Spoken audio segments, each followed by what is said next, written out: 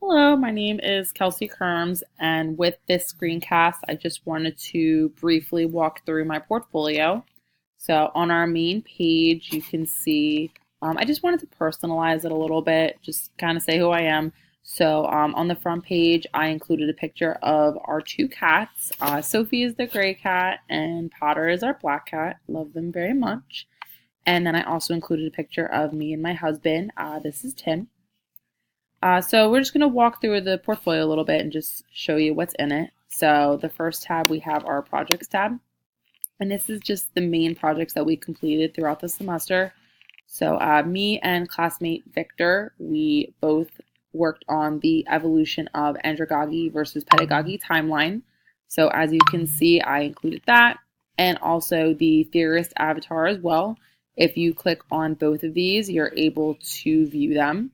I also included my Tuckman model project that we completed throughout the semester as well. And since it was completed on Google Slides, I was able to actually link it directly into the site. So you can view that on here as well. Just clicking through this, you can see each of the slides, or you can even make it big screen if you want. The next tab that I have is our attribute maps. So I just wanted to go through and put each one on here because it was such a big part of our semester. So I have attribute map 1 through 6 posted on my ePortfolio so you can see them. They're all labeled. And then next I have our tech tool blog. So this was my tutorial of Dropmark, which is an online tool that's free. You can pay for it if you want, but it pretty much to me reminds me of a Pinterest where you're able to collaborate on different ideas and presentations with either other students or other colleagues all in one place. So it's pretty interesting.